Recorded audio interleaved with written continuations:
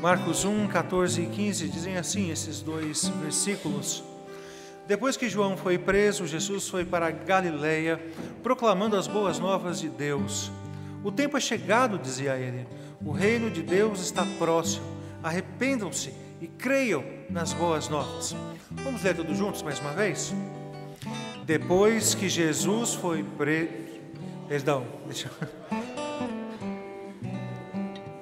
Vamos começar de novo. Depois que João foi preso, Jesus foi para a Galileia, proclamando as boas novas de Deus. O tempo é chegado, dizia ele, o reino de Deus está próximo. Arrependam-se e creiam nas boas novas. Há um fenômeno na história produzido por Deus chamado de avivamento espiritual. Não sei quantos já ouviram falar disso, mas isso já aconteceu em várias partes do mundo, em várias épocas. O avivamento espiritual se resume em um tempo em que Deus resolve se aproximar de maneira mais intensa de um povo, de uma geração, de um lugar. E então ali ele faz com que corações se arrependam, multidões o sigam e manifesta ali então o seu evangelho de maneira mais clara, mais óbvia. E a gente vê isso acontecer na história em muitos lugares. Por exemplo, desde da Idade Média, muitos creem que a reforma protestante foi um avivamento espiritual. Alguns, e mais para frente, no século XVII, os Estados Unidos experimentou isso, o país de Gales, mais recentemente a África do Sul e também Coreia do Sul. E eis que alguns olham para o Brasil e pensam assim: acho que o Brasil está passando por um avivamento espiritual. Aliás, os estrangeiros, os crentes que vêm de fora, quando vêm para cá para o Brasil, tem muito essa impressão de que o Brasil está passando por um avivamento espiritual, por causa da quantidade de gente que está aderindo ao Evangelho. Segundo o censo, os evangélicos constituem agora 25% da população. E ainda persiste a pergunta: será que estamos em um avivamento espiritual? Se nós formos olhar pela religiosidade, pelo interesse pela religião, quando nós olhamos para a época de Cristo, irmãos, talvez foi uma das épocas de mais vivacidade de judaísmo, foi a época que Jesus nasceu. Pelo menos você não via aquelas coisas do Antigo Testamento. Não sei quantos aqui já tiveram a oportunidade de ler o livro de Juízes. Você vai lá ver o livro de Juízes, os judeus dividindo o coração com os ídolos de todas as outras nações. Se eles se voltaram para os Balaíns, para Baal, para Astarote, para todos os deuses ali dos vizinhos deles, os judeus trouxeram para dentro de si, para dentro do próprio povo. E agora, quando a gente vê aqui no Novo Testamento, você não vê nem sinal desse tipo de idolatria. Muito pelo contrário, os judeus extremamente interessados nas leis, muito versados nas leis, tinham um sinédrio, um tribunal só para julgar questões religiosas, a bem dizer. Enfim, talvez então, se somente o interesse religioso e a quantidade de adeptos pudesse medir um avivamento espiritual, então a época de Cristo também era um avivamento espiritual. Será que era? Será que a mensagem de Cristo vai indicar que realmente eles passavam por um despertamento espiritual? Ou será que é Cristo que viria a trazer isso através da clara mensagem do Evangelho? Talvez a conclusão que a gente vai chegar é que nós, os brasileiros, do ano 2013, dessa nova geração, a despeito de todo o seu interesse religioso, a despeito de frequentarem tantas igrejas e buscarem com tanta intensidade coisas religiosas, nós precisamos ouvir a clara mensagem do Evangelho da mesma maneira, com a mesma necessidade que aqueles da época de Cristo necessitaram. Vamos ver por quê.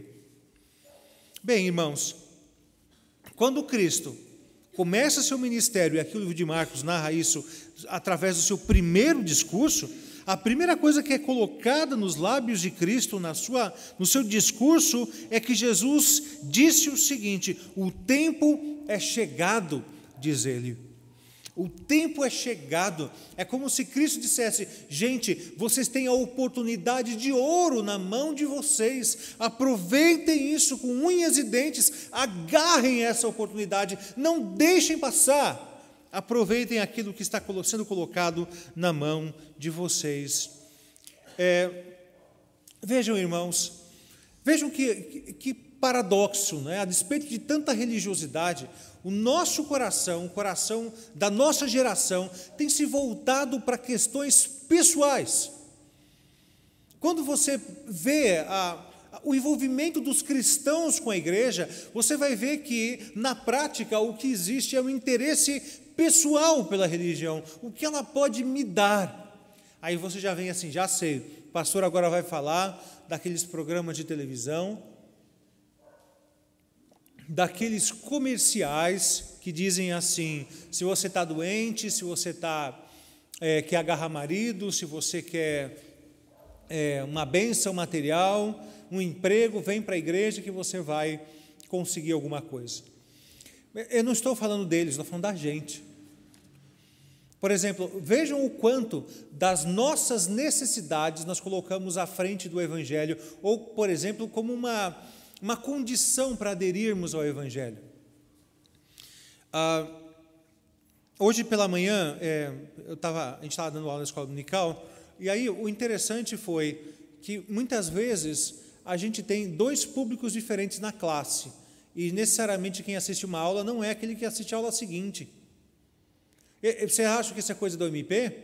Conversando com a Suene esses dias, e a Adele, como regente com ela, vai concordar com isso, que são dois ensaios exatamente diferentes que se tem com coral. Quem vem num ensaio é exatamente o pessoal que não vem no seguinte, e assim por diante.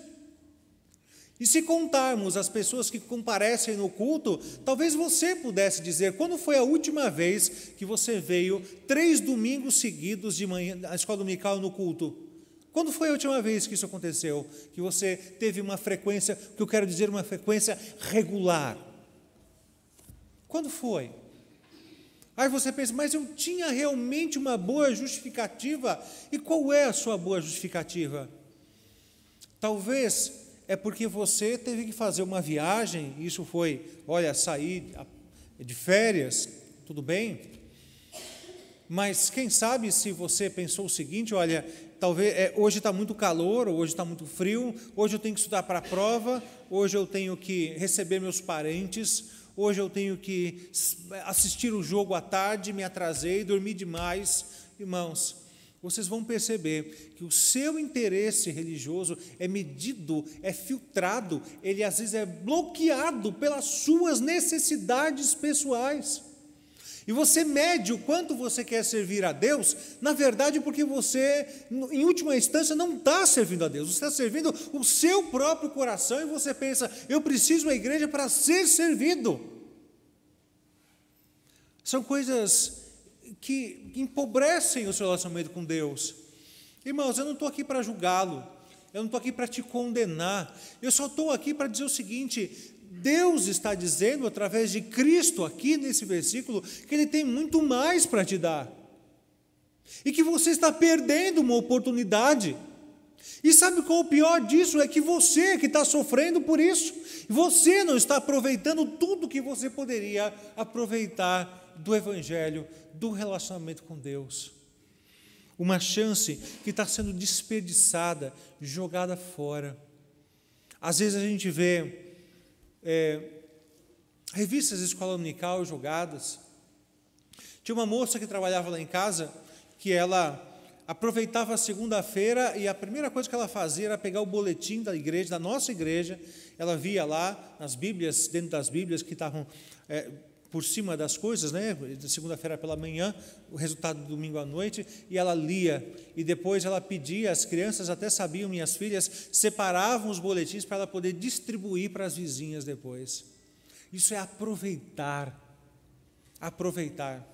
Eu conheci uma pessoa que pegava o boletim da igreja, todos eles, quando acabava o culto, tudo jogado, e quando ela voltava para casa a pé, ia colocando o boletim nas caixas de correio que ela via pelo caminho. Não é interessante isso? Sabe o que é isso? É a cabeça daquele que entende que precisa aproveitar. Existem aí a oportunidade, as oportunidades estão sendo dadas e eu preciso aproveitá-las.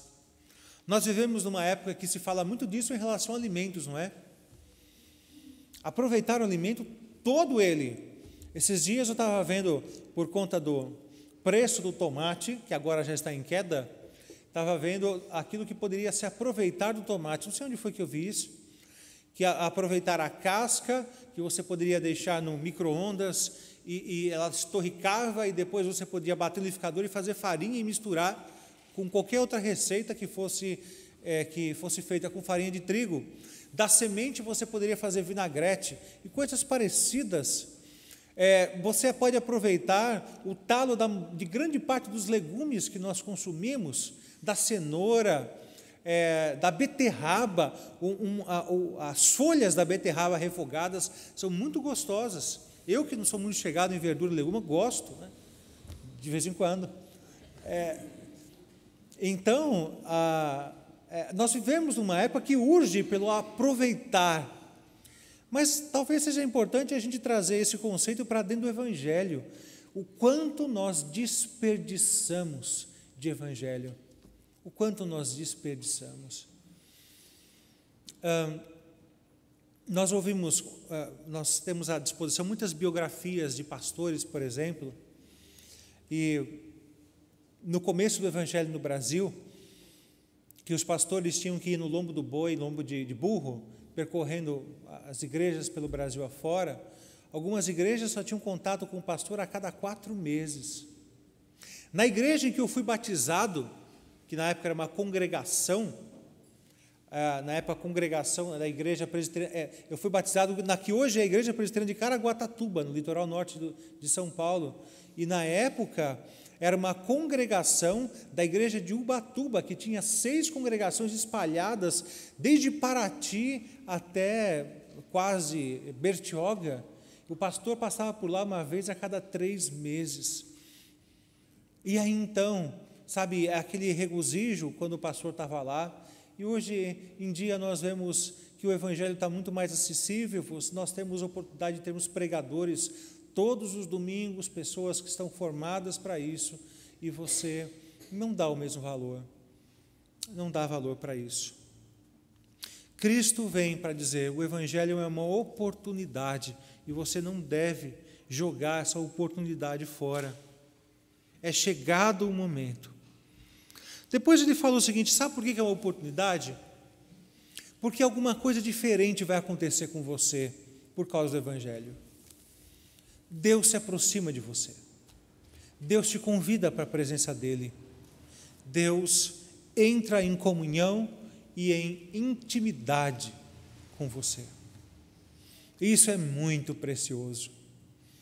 Ontem, quando fazia a visita com o conjunto masculino, nós fomos a uma casa de uma amiga da Rosinha, nós chamamos Rosinha, e uma casa muito simples, e muitas pessoas estavam lá, e eu li o texto da mulher samaritana, quando Jesus vai até o poço, na região da Samaria, e seus discípulos saem para comprar alimento, e ele pede à mulher samaritana para que desse água para ele. O texto de João, capítulo 4. Vejam que interessante, não é? Às vezes nós temos preconceitos um em relação ao outro. Preconceitos por causa da classe social, não vou me relacionar com ele, porque ou é muito rico, ou é muito pobre, diferente de mim. Diferença por causa de cor, diferença por causa de time de futebol, não é? Sei lá. Diferença por causa de gostos pessoais, ou de gênero, Alguns homens acham que o ser homem é melhor que ser mulher. Mas imagine, pensem numa coisa, irmãos, todos nós somos iguais. Você pode pensar o que você quiser, mas não adianta, nós somos seres humanos, e não importa a cor, não importa a raça, não importa país onde nasceu, não importa a classe social, você e eu somos seres humanos e corre na sua veia sangue igual ao que corre na minha veia. Não tem como, nós somos da mesma espécie, por mais que alguns queiram dizer o contrário, somos da mesma espécie. Agora, quando você olha para Jesus, eu compartilhei ontem, né? Jesus Cristo, além de ser homem, ele era Deus. Se tinha alguém que pudesse ter algum tipo de restrição para se relacionar, ele teria essa desculpa, não eu. Porque eu só me relaciono com gente igual a mim. Mas ele só se relacionou com gente inferior a ele. E ele se relacionou. E ele se importou. E vejam, irmãos, que interessante que foi o seu ministério. Nós lemos agora há pouco, pastor Ediano lendo a passagem do encontro de Cristo com Zaqueu. Cada sujeito que Cristo se encontrou, se era para se relacionar com gente inferior, do nosso ponto de vista preconceituoso, parece que Cristo resolveu se relacionar com os piores. Não é verdade? Olha só, a mulher adúltera, a samaritana, aliás, com os samaritanos.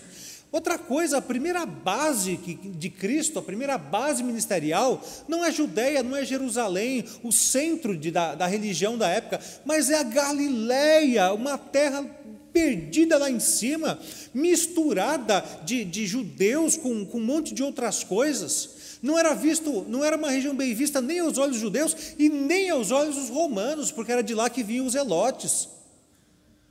Não era bem visto aos olhos de ninguém. E é para lá que Cristo vai. Ele vai para lá, assim que ouve falar da prisão de João Batista, ele sobe para a região da Galileia e lá começa a pregar a respeito do Evangelho e do arrependimento que tem que ser derivado dele. Cristo se relacionou aos nossos olhos com os piores, com a prostituta, com a mulher adúltera. E ele até contou uma parábola dizendo exatamente isso, de um senhor que resolve dar um grande banquete, mas seus vizinhos, amigos, chegados, dizem assim: estamos ocupados demais. Então ele dá uma ordem aos seus servos, dizendo o seguinte: vai atrás, vai nos becos, vai nas ruas e traga os rejeitados, tragam aqueles que são a vergonha e tragam eles para cá. O texto que nós leríamos de 1 Coríntios capítulo 1 é Paulo dizendo exatamente isso, que nós somos a maior prova. Deus escolheu as coisas loucas desse mundo para envergonhar as sábias, escolheu aquelas que não são nada para envergonhar aqueles outros que se acham alguma coisa. Cristo se aproxima de nós, se aproxima. Outro dia eu falei a respeito de corações duros. Onde estão os corações mais duros que existem? E numa época em que nós estamos aqui discutindo tanto a questão de gênero, alguns podem pensar: já tenho a resposta na ponta da língua, os corações duros são dos homossexuais, ou então os corações duros são os dos viciados, os corações duros são os corações dos bandidos. Mas o problema é que o coração duro, ele é duro em relação a algo ou alguma coisa. Coração duro tem a ver com resistência à palavra, negação do Evangelho. Desse ponto de vista, então, para que haja dureza do coração, tem que haver o quê? A palavra sendo pregada. Sabe onde estão os corações mais duros, portanto? Estão naqueles lugares onde a palavra é pregada semana após semana, dia após dia, e as oportunidades são lançadas, e Cristo se aproxima de nós, de quem somos, e as nossas vidas continuam exatamente da mesma forma. Portanto, me digam, irmãos, onde é que estão os corações mais duros? Será nos becos, nos prostíbulos? Não. Os corações mais duros estão aqui, entre nós, nas igrejas. São os corações daqueles que estão, como nós aqui, abrindo a palavra, estudando a palavra, entendendo o que Jesus quer, comparando com a nossa vida. E sabe o pior de tudo? É que a gente ainda se acha com crédito. Não se engane. O coração mais duro pode ser o meu ou o seu. Porque Deus se aproxima de nós. Disse Jesus Cristo: o tempo é chegado, o reino de Deus está próximo. Significa que toda essa sua vida tem que ser comparada à luz daquilo que Deus está oferecendo em seu reino. Significa que você tem que olhar para a sua vida como se fosse um reino parasita, um reino impostor, e que esses valores, as moedas correntes desse seu reino, que as propriedades desse seu reino, as autoridades, as hierarquias, têm que ser confrontadas e sobrepostas com um reino que está inaugurado em Cristo Jesus. Ele é que reina, Ele é que manda, Ele é o que diz o que tem de valor nas coisas e não você, e não aquilo que você acha. O reino de Deus está próximo. Por isso, disse Jesus Cristo, arrependam-se. O resultado disso, de você se comparar com este reino, daquilo que só Ele pode te oferecer, é você chegar à conclusão, tem algo errado comigo. Sabe, quem sabe os meus relacionamentos estão errados, a maneira como eu falo, como eu me expresso. Será que eu só sei falar gritando, brigando, reclamando? Todas essas coisas, irmãos, indicam necessitamos de arrependimento. Será que eu só consigo guardar rancor, não consigo perdoar? Será que eu não consigo pedir perdão? O reino tem que ser visto na minha vida, diariamente. Repito, não importa o quanto você se acha religioso, você está desperdiçando o Evangelho. Se Deus se aproxima de você, mostrando o reino dele, e você volta o rosto e fala, minha vida está bom do jeito que é, tudo está normal, não preciso de mais nada. Arrependam-se e creiam nas boas novas. Aliás, essa palavra aqui, boas novas, é interessante, porque evangelho, né, que a palavra boas novas quer dizer evangelho, não era uma palavra de todo desconhecida naquela época. Ao contrário, os imperadores costumavam, aliás, deixa eu formular diferente, era normal publicarem evangelhos dos imperadores. Eles consideravam evangelhos as biografias dos imperadores. E isso era muito, muito interessante se pensar, porque os imperadores se divinizavam. Eles se achavam uma representação de Deus, ou um Deus, diante do povo. E o que Cristo está dizendo aqui é que esse é o verdadeiro evangelho, o evangelho que fala a respeito dele, da salvação através dele. Olha, tudo isso que vocês estão vendo aí, tudo isso daí é falso, todos esses valores são falsos, esse mundo é falso, a boa nova, o evangelho é só aqui comigo, disse Jesus, só eu tenho essa mensagem. Aliás, é interessante ver essas mudanças em Cristo no seu ministério, né? Primeiro, ele é o proclamador das boas novas, como ele está fazendo aqui, e aos poucos, durante o evangelho, você vai ver que ele vai se transformar, não como proclamador, mas como uma mensagem, o mensageiro em primeiro lugar, e depois ele fica sendo somente a mensagem do evangelho, e ele está proclamando desde já, a mensagem do evangelho. Portanto, irmãos, tem uma coisa aqui que eu ignorei, mas que eu quero voltar. Como o texto começa? O versículo 15 e 14 diz que Jesus foi para a Galileia assim que João foi preso. Vocês sabem a história da prisão de João, não sabem? A Judeia, a Palestina naquela época, ela havia sido dividida em 4 porções. O grande rei Herodes, ou chamado Herodes o Grande, já havia morrido. Ele pegou seus 4 filhos e dividiu a Judeia em 4 partes e dividiu a Palestina em 4 partes e ele deu uma parte para cada um dos filhos governar. Por isso, cada parte ficou conhecida como tetrarquia. Quando se fala, por exemplo, a Bíblia fala de Herodes, o tetrarca, não é Herodes o Grande, mas é o filho de Herodes que ficou com 1/4 do reino do pai. Ele tinha 4 filhos, entre os quais Herodes, o tetrarca, chamado de tetrarca, e também um outro filho chamado Filipe. Por isso que é chamado de Cesareia de Filipe, a cidade constituída em honra do rei Filipe.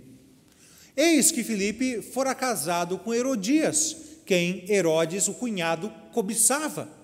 E ela ficava mais na presença dele, e o texto tudo indica que ele vai tê-la por esposa mais para frente, não sabemos em que condições, se foi por causa da morte do irmão, ou se foi divórcio, se foi adultério, a gente não sabe disso, mas o fato é que João Batista, ele mexia na ferida e condenava esse relacionamento, dizendo: Herodes, você não pode ficar com sua cunhada.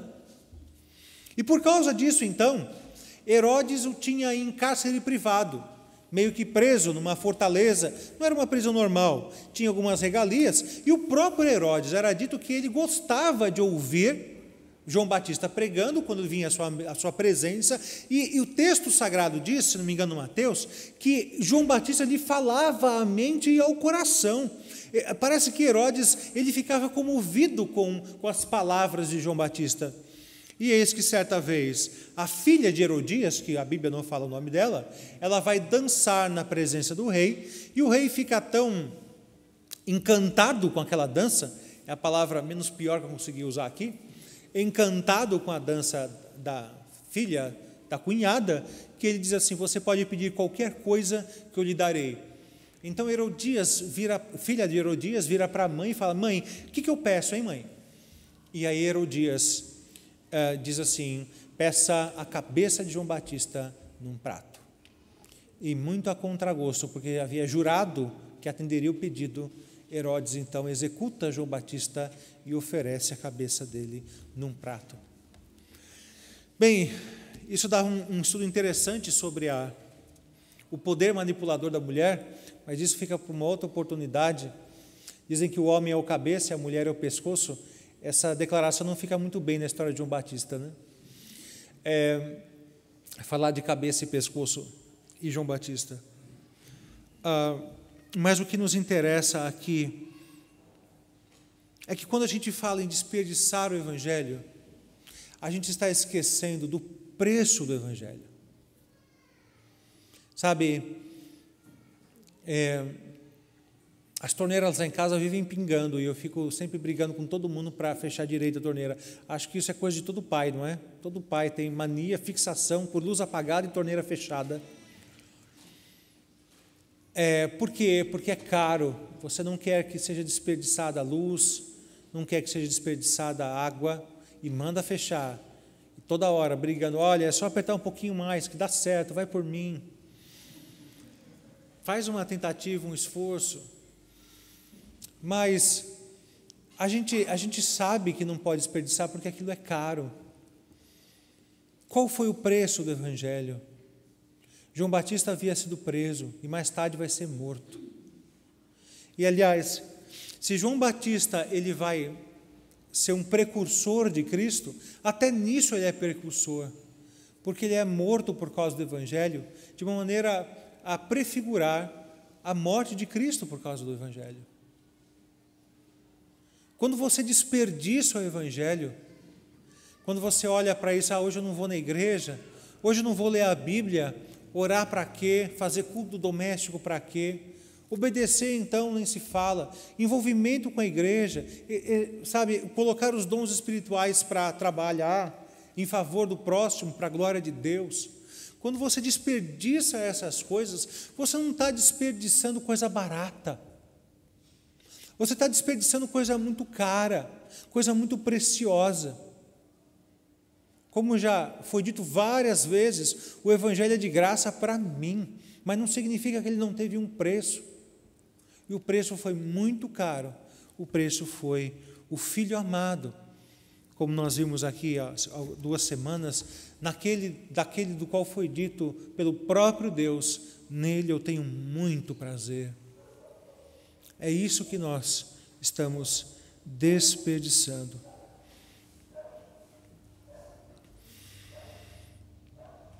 Não desperdicem mais, então, irmãos. A boa nova, ela é boa nova para você.